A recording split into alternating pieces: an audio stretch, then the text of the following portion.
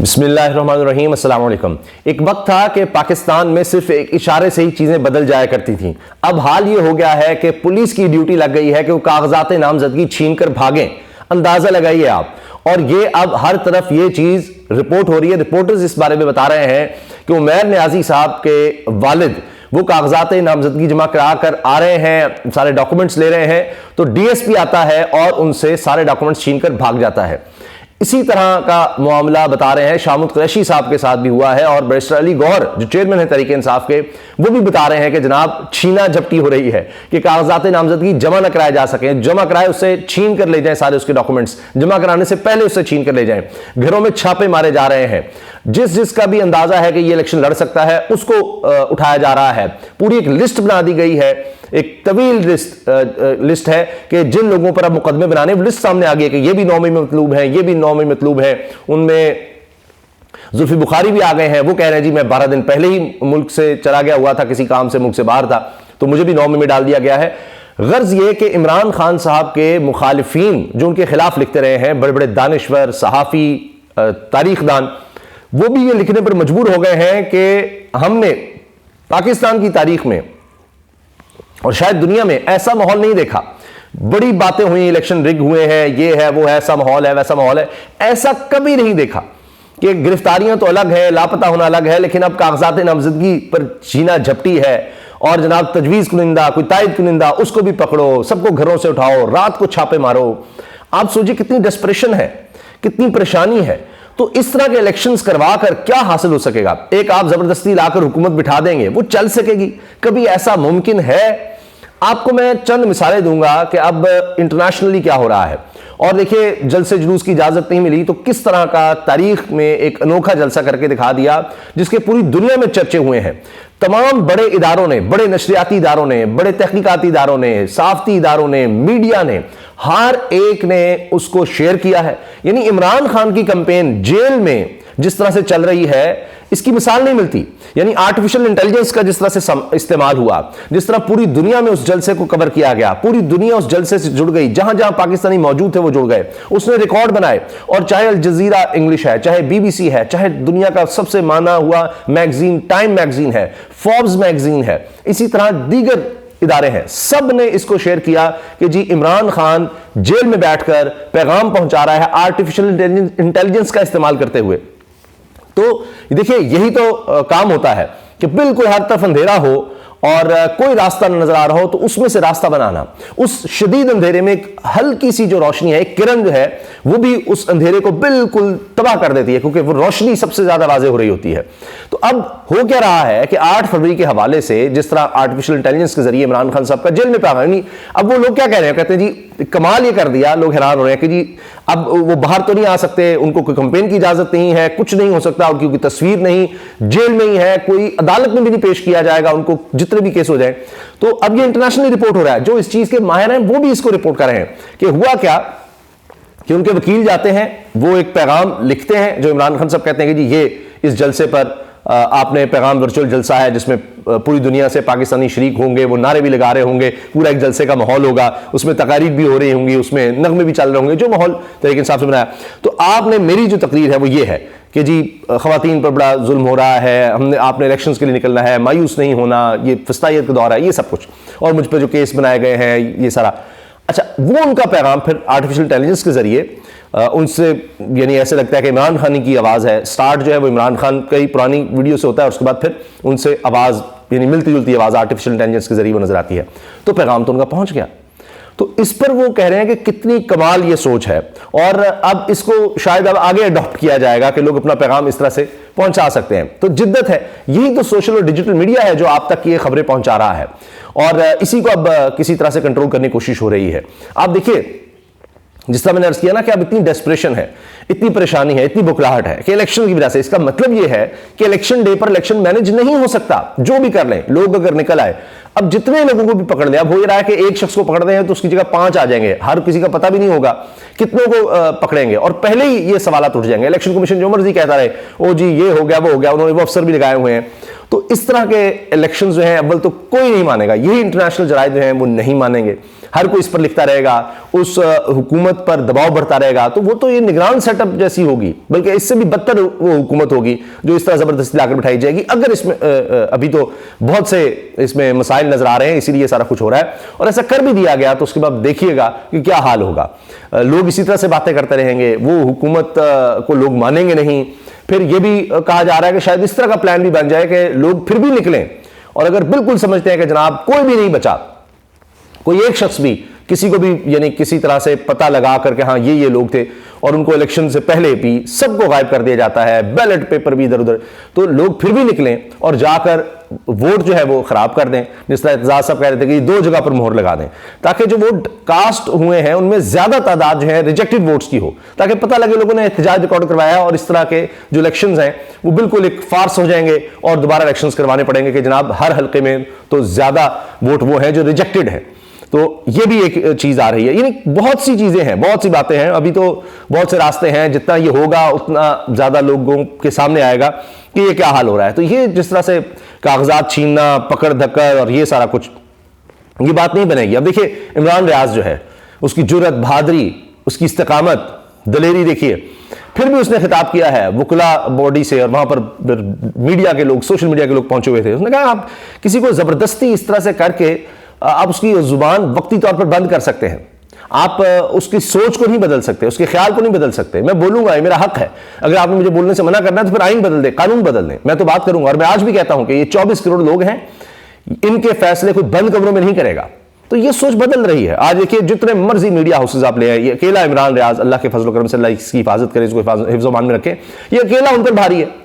किसी और का इस तरह आप रिपोर्ट होता देख रहे हैं सारा कुछ। अच्छा, ऊपर नून लीग का हाल ये है कि जनाब वहां पर कोई शख्स आता है तो वो गरीब है जनाब, अभी ये देखिए ना क्या हुआ कि जी वो इसको बाहर निकालो गार्ड के साथ, और वो सामने खड़ा होकर जनाब वो सुना रहा है, खरी खरी सुना रहा है। और ये अशरफ अंसारी, इनको जनाब कहा कि जी इसको बाहर निकाल दो और ये और वो, तो उनके इजलासों में तो ये फड्डे हो रहे हैं, उनको खुद समझ नहीं आ रही क्या करना है।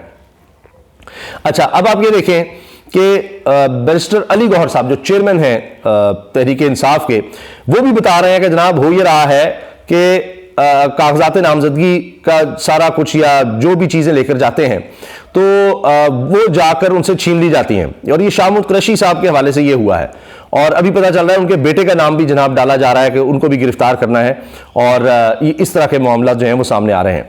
अच्छा, लेकिन इसके बावजूद आप देखिए कि तहरीक इंसाफ की तरफ से कहा जा रहा है कि इमरान खान साहब 3 हल्कों से इलेक्शन लड़ेंगे। है ना दिलचस्प बात, 3 हल्कों से, जिनमें लाहौर, इस्लामाबाद और मियांवाली, इन 3 हल्कों से इलेक्शन लड़ेंगे। फिर यह भी कहा गया तहरीक इंसाफ की तरफ से कि हम नहीं चाहते इस वक्त इलेक्शन कमिश्नर को हटाया जाए, ना हमारा यह मुतालबा है, हमें खदशा है कि हमारे लोगों को रोका गया तो हालात खराब हो जाएंगे, हम नहीं चाहते हालात खराब हों। टिकटों के हवाले से इमरान खान से मुशावरत चल रही है, इसमें मजीद वक्त लग सकता है। मोहम्मद उमैर बता रहे हैं जी कि खुर्रम एजाज चट्टा, समीउल्लाह चौधरी, मकसूद साबिर अंसारी, उसामा हमजा के घरों, डेरों और फैक्ट्रियों पर छापे, गिरफ्तारियां। अच्छा, और अली जफर ने कहा है, बस अली जफर ने कि जी मियांवाली, लाहौर, इस्लामाबाद से इमरान खान साहब इलेक्शन लड़ेंगे, और उम्मीद कर रहे हैं कि जनाब वो तोशाखाना जो केस है उसका फैसला आ जाएगा, उनकी कन्विक्शन जो है वो खत्म होगी और वो फिर इलेक्शन लड़ सकेंगे। गुजरात के हवाले से जनाब फैजुल हसन शाह से पहले हबीब शाह को गिरफ्तार किया गया, फिर फैज शाह के भाई नासिर शाह को उठाया गया, आखिर में फैज शाह को उठाया गया। फैमिली ने हाईकोर्ट में रिट की, मेहदी शाह शेर अफजल मरवत तक पहुंचे लेकिन बाजियाबी नहीं हुई, बाकी मैदान तो मौजूद है, सब हल्के में आए, एक बार लग पता जाएगा। अहमद वराइच बड़े जबरदस्त स्ट्रक्चर लिख रहे हैं। फिर अमजद अली नियाजी, उनका वीडियो पैगाम आया जी मैं सियासत छोड़ रहा हूं और मैं इलेक्शन में भी नहीं हिस्सा लूंगा। ये गिरफ्तार हुए थे, उन्होंने खुद गिरफ्तारी दी थी, और उसके बाद फिर वही सारा मामला जो हम देख रहे हैं, गिरफ्तारी के बावजूद भी वो टॉर्चर और वो लापता होना रुकता नहीं मामला। लेकिन इनकी फैमिली कह रही है कि इन पर शदीद दबाव है, हम तहरीक इंसाफ के साथ है, कोई ना कोई जरूर खड़ा होकर इलेक्शन लड़ेगा, ये बात की जा रही है। अच्छा, फिर तारिक मुतीन साहब लिखते हैं जनाब इस तरह पीटीआई का नामी गिरामी बंदा छोड़ जाएगा मगर गुमनाम बंदा भी नामी गिरामी को हरा देगा, ये हर बंदे पर छापा मुसीबत बढ़ाएगा जनाब, ये लिख रहे हैं तारिक मुतीन साहब। हाल तो ये है कि अमेरिका में भी सवाल पूछे जा रहे हैं कि तहरीक इंसाफ ने डिजिटल मीडिया का, सोशल मीडिया का सहारा लेते हुए एक वर्चुअल जलसा किया और इंटरनेट स्लो कर दिया गया। अमेरिका में ये सवाल अमेरिकी जो हुकाम हैं, अमेरिका के जो तर्जुमान हैं, उनसे वहां पर साफी सवाल कर रहे हैं कि ये हो क्या रहा है, और इसका उनको जवाब देना पड़ रहा है कि जी हम तो कहते हैं फ्री एंड फेयर हो, फलां हो, हम इसके साथ हैं। अच्छा, अब ये देखिए, किसी से कागजात नामजदगी छीने जा रहे हैं, ये सब कुछ हो रहा है। इस पर माजिद निजामी साहब लिखते हैं, साफ और शफाफ नहीं बल्कि शरीफ और शफाफ इलेक्शन होने जा रहे हैं। इससे आप अंदाजा लगाइए। मियां वाली में बैरिस्टर उमैर नियाजी के वालिद से आरओ ऑफिस के बाहर पुलिस कागजात नामजदगी छीनकर भाग गई और डीएसपी की ये ड्यूटी थी कि अब डीएसपी सारे बाहर खड़े हैं और अंदर वही अफसरान हैं जो ब्यूरोक्रेसी के हैं, उनको पहले ही बताया हुआ है कि जो भी आए तहरीक इंसाफ का तो फौरन बताना है। वो बाहर खड़े हैं पुलिस वाले, वो आ रहे हैं और पकड़ो पकड़ो, भागो और छीनो भागो, यानी राजनी डाके डाल रही है पुलिस। आप सोचिए जरा, छीना झपटी अब पुलिस का ये काम हो गया, आपकी हिफाजत नहीं, आपसे छीनना है। अच्छा, जाहिद हुसैन साहब बहुत माने हुए जर्नलिस्ट हैं, किताबें लिख चुके हैं, डॉन में लिखते हैं। उन्होंने कहा कि ऐसा कभी नहीं था तारीख में, डिक्टेटरशिप, बदतरीन डिक्टेटरशिप में भी ये सब कुछ कभी नहीं देखा गया जो अब हो रहा है। और ये देखिए कि शामुद कुरैशी साहब के हवाले से भी यही खबर है कि उनके भी इसी तरह से जनाब जो भी कागजात थे, दीगर उनके डॉक्यूमेंट्स थे कि जनाब वो भी लेकर और भाग गए। तो ये तो हाल हुआ है इस वक्त, इस तरह से छीना झपटी चल रही है। तो क्या इलेक्शंस होने हैं, किस तरह से इन चीज़ों को मैनेज करना है, कुछ समझ नहीं आ रही। लेकिन इसका ज़ाहिर नुकसान मुल्क की साख को ही होगा। ऐसी हुकूमत बना भी देंगे अगर कामयाब हुए, अगर, जिसमें अभी भी बहुत रुकावटें हैं, लोग जिस तरह से निकलेंगे तो ये एक इनकलाब सा होगा। उसके बाद भी आप देखिएगा कि जितना ये जबर का होगा तो वो जिस तरह होता है ना, स्प्रिंग को आप दबाते रहे तो उसका रिएक्शन होता है, ये नजर आना ही आना है। खालिद जमील साहब सीनियर सहाफ़ी हैं, इनको भी गिरफ्तार किया गया था वही FIA की तरफ से कि जनाब कोई पोस्ट वगैरह आपने कर दी है। ब्यूरो चीफ हैं अब इस्लामाबाद में, ABN न्यूज़ के बड़े सीनियर, बड़े अच्छे जर्नलिस्ट हैं। तो लिखते हैं जी, इलेक्शन 2008 पर साबिक IC चीफ जनरल हमीद गुल, जनरल जहांदाद खान, रोहिदाद खान और एयर मार्शल असद खान ने से इंटरव्यूज़ किए कि 1970 से अब तक इलेक्शन धांधली और नताइज कैसे चोरी किए। जो कुछ उन्होंने बताया आज इससे कहीं ज़्यादा बदतर हालात हैं, बस फ़र्क सोशल मीडिया का है जिसने इलेक्शन चोरों की नींदें हराम कर दी हैं। तो ये है, तो रेजिस्टेंस है तो ये सारा कुछ हो रहा है ना जी। तो ये इस वक्त जनाब सूरत हाल है। आखिर में मैं आपके सामने पढ़ देता हूं कि देखिए इंटरनेशनली किस तरह से अब ये कैंपेन ही एक हो रही है ना, सब इसको हाईलाइट कर रहे हैं। सिर्फ चंद आपके सामने रख रहा हूं। फॉक्स न्यूज अमरीकी, Pakistani opposition employs AI to deliver speech using imprisoned ex-PM Imran Khan's voice. Al Jazeera, Pakistan's Imran Khan delivers AI generated speech to campaign from prison.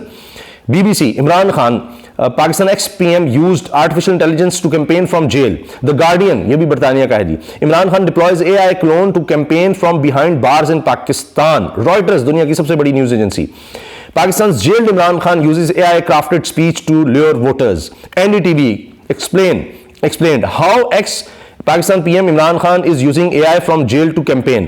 The Times of India, deep fakes, hyper-local fake news, AI to be major disruptor in crucial 2022 elections. अच्छा जी, Forbes भी ये लिख रहा है जी, former Pakistani Prime Minister Imran Khan, who is serving a 3-year prison sentence, used AI-generated voice and video in a clip to campaign for his party ahead of the countries upcoming general elections. अब जाहिर है कि ये जब सब लिख रहे हैं, गार्डियन भी, टाइम भी लिख रहा है, टाइम का मैंने बताया, Pakistan Imran Khan is behind bars and his party isn't allowed to hold in person rallies in the country. ये टाइम मैगजीन लिख रहा है कि उनको रैलीज की भी इजाजत नहीं है, कुछ करने की इजाजत नहीं है तहरीक इंसाफ की, इमरान खान की जमात को, in the country ahead of elections in February, के फरवरी से पहले इलेक्शंस। अब जो टाइम मैगजीन जो दुनिया का सबसे माना हुआ मैगजीन है, जब वही लिख रहा है, सब इदारे लिख रहे हैं, तो आप सोचिए जरा कि इस जलसे ने या इसकी व्यूअरशिप ने करोड़ों में जो गई ओवरऑल, जो जिसकी एंगेजमेंट कहें तो यानी ट्वीट्स के लिहाज से, वीडियोस के लिहाज से, सब चीज़ों में, तो उसने किस तरह से हिला दिया है। और अब सबकी नजरें इन इलेक्शंस पर होंगी। जो अभी भी कह रहे हैं कि जनाब ये माहौल बना हुआ है, तो आप सोचिए कि वो आगे सब बता रहे हैं कि ये मामला हो रहे हैं, किस तरह से किसी को इजाजत नहीं यहाँ पर तहरीक इंसाफ को कुछ भी करने की। तो अब हुआ क्या कि ये इस तरह का जलसा हुआ, उस पर जिस तरह पाबंदी लगी, सबकी तवज्जो, यानी जो भी इदारे थे, तो ये नशरियाती इदारे हैं, उसके अलावा जो इंटरनेट ट्रैफिक को देखने वाले हैं, बिजनेस देखने वाले हैं, फोर्ब्स जो है बिजनेस का बेसिकली मैगजीन है, तो ये सब की फोकस हुआ, अच्छा ये हुआ क्या है, फिर उन्होंने कहा अच्छा उनका जलसा था, सबका फोकस हुआ, अच्छा जलसा का क्यों किया, अच्छा उसमें आर्टिफिशियल का इस्तेमाल हुआ इमरान खान के पैगाम के लिए, वो क्यों करना पड़ा, अच्छा जी वो जेल में है, वो जेल में क्यों है जी, वो ये केस है, फिर क्या हो रहा है जी इलेक्शंस की वजह से ये कर रहे हैं, और सारी एक कैंपेन शुरू हो गई है। अब आप देखिएगा आगे आगे और ये फोकस बढ़ेगा, जैसे जैसे ये पकड़ दकड़ और ये सब कुछ करेंगे तो आप देख लीजिएगा ये कुछ भी देर पा नहीं होना, कुछ भी देर पा नहीं होना। और मैं हमेशा कहता हूं कि आप ने अगर कोई पेशगोई करनी है तो आप बेहतरीन यह है कि पीछे देखा जाए कि क्या हुआ है, तो आप पिछले 2 साल को देख लीजिए कि इन हथकंडों से क्या हासिल हुआ है, और फिर आपको अंदाजा हो जाएगा कि ये इलेक्शंस तक किस तरह से इसको किया जाएगा और आगे फिर क्या हासिल किया जा सकेगा। इजाजत दीजिए, अल्लाह हाफिज।